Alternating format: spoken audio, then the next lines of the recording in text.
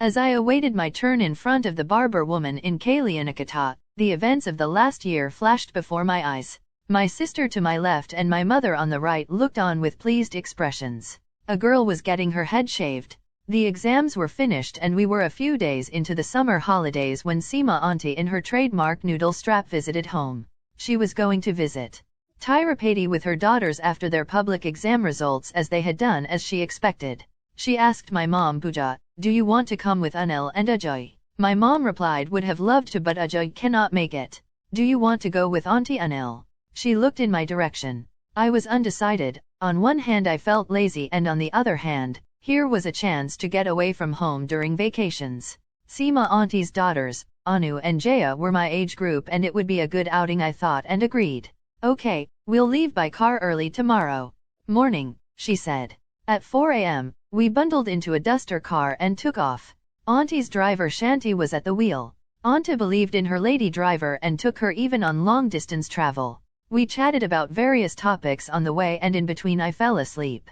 At 8:30 a.m. Auntie woke us all up as we reached the town of Tirupati. Auntie had booked a hotel in the foothills and we retired to the rooms to refresh. At 9 a.m., we were ready to go after a bath. Auntie and her daughters dressed up in a sari and lehenga and I was in my trademark jeans. We all took a spare set of clothes and started our journey uphill. After some time of enjoying the scenery, we landed up in the town. We decided to have some light refreshment and tea/coffee. Looking around, there was at least one shaved head in each group. Anu and Jaya jocularly remarked about this and asked Seema auntie who will be the representative from our group. Auntie said, you will look grotesque. Grown girls don't do this unless you have vowed. We found a decent place to eat and ordered some simple snacks and coffee. Our attention was drawn to the conversation in the group next to ours where a boy with a shaved head seemed upset and his mother was telling him it is a very good pious act to shave your head here. So don't be upset. Lot of good things will happen. Auntie rotated her gaze everywhere as she ate her Veda. Then it stopped at me and her expression changed. It was one that reflected many possibilities and hope. She said, I'll just make a phone call and be back. I thought it was something to do with her business and continued to attack my Veda. Auntie came back in 5 minutes, gave me an affectionate smile and asked me if I wanted anything more, a dosa perhaps.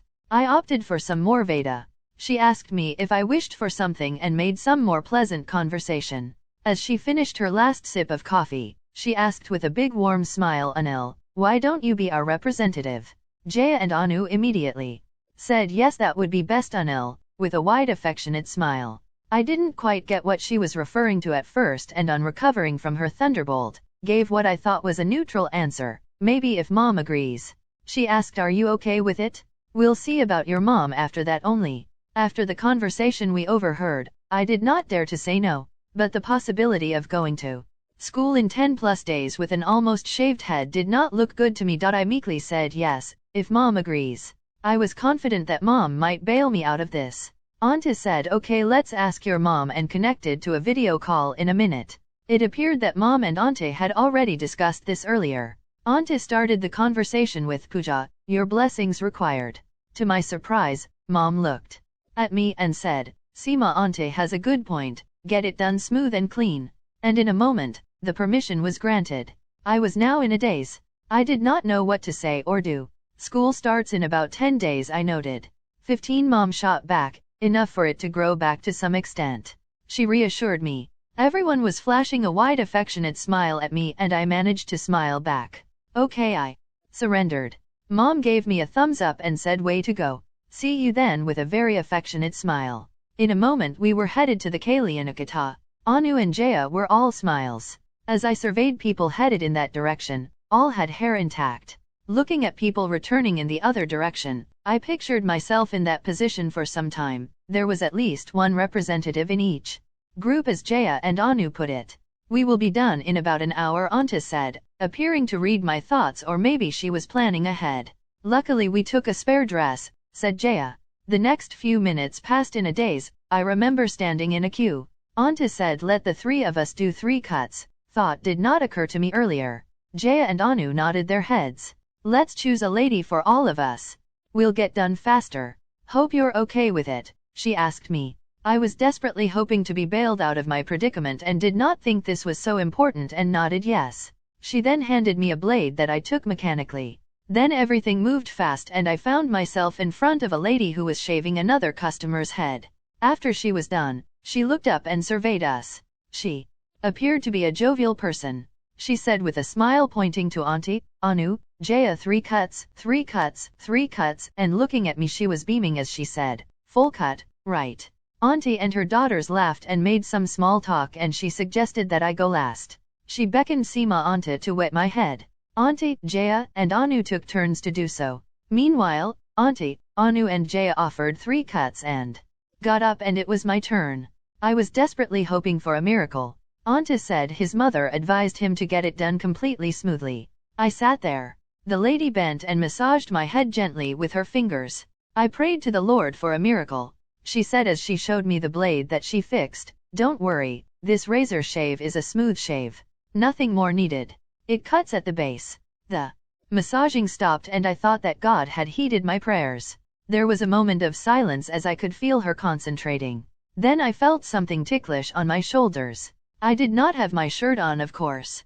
But I continued praying to God as He was my sole savior now. There was a little conversation about some hair being left, that I did not pay attention to. Then she tilted my head sideways and I could feel some more hair fall from the sides on my lap. I could see Auntie recording the whole thing and Anu and Jaya flashing an affectionate, not teasing, smile. Now I knew that there was not much hope and resigned myself to my fate. She then paused and then positioned my head straight. I could feel a cool breeze and felt calm. I closed my eyes when I felt the razor on my scalp. This lasted for 2 to 3 minutes. It was a pleasurable experience and I had little to complain about. She then asked to apply sandalwood paste. As Auntie applied sandalwood paste on my head, she said, "The top seems to have a few rough spots." The lady replied, "That is scalp hair madam, it's impossible to shave that without damaging the scalp." As we walked out, Auntie made it a point for us to pass near the mirror where she smiled affectionately and I smiled back through the mirror. I took a good look at my head too. Then Jaya said, "Seems Anil has a ponytail now." Auntie said, "That is tradition dear, in olden days it was the norm to leave a shika. There used to be more hair but as the lady said, she will keep it such that should Anil decide to do away with it, he can just use scissors." Jaya and Anu said with affectionate warmth, "Let our representative walk in front," and I led the group. Now people have started noticing and admiring us. Shanti was waiting to take us back. She broke into a warm smile too on seeing me and ran her hand over my shaved head saying, "Nice smooth feel." For the first time now, I could feel the air over my head and it felt nice. There is something about women and their response to a boy's freshly shaven look. The universal reaction is one of affection and protection and admiration and warmth and very hard to miss. I changed my dress and we had darshan.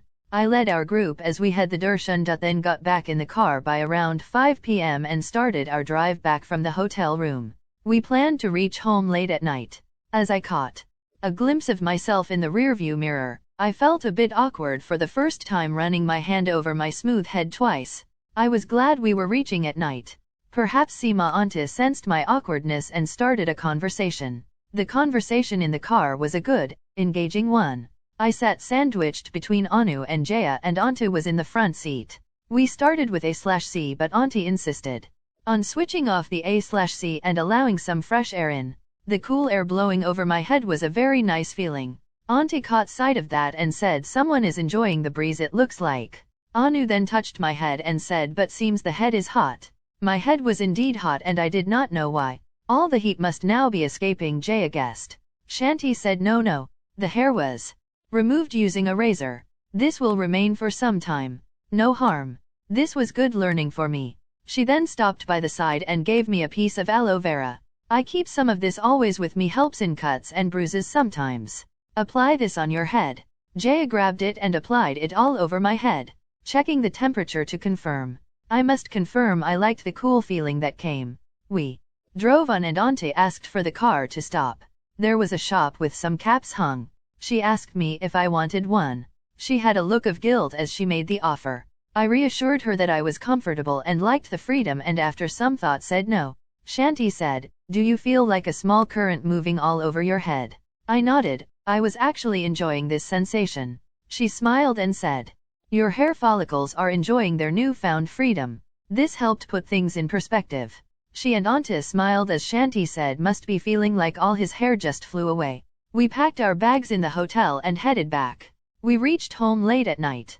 I was dropped off at the gate and rang the doorbell.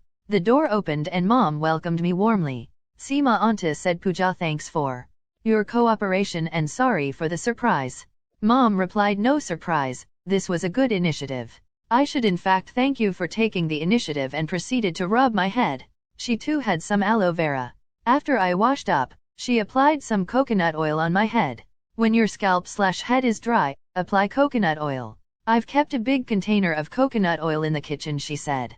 I was surprised to see the head absorb so much coconut oil. Next day, in the evening, we had a visitor, Seema Auntie. She came in and got a warm welcome. After the initial pleasantries, she said, "Sorry, you must have been surprised. Look what the trip ended up as for your son." Mom said, "Not at all. This is a good rehearsal for next year. When he entered 10th standard, I had prayed that if he gets real good results we will visit the same place after his exams and get his head shaved then. Maybe God has granted that."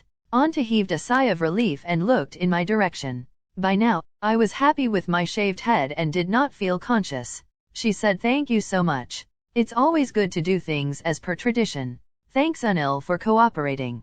She gave me a t-shirt that I really looked handsome in. She shared the video recording of my head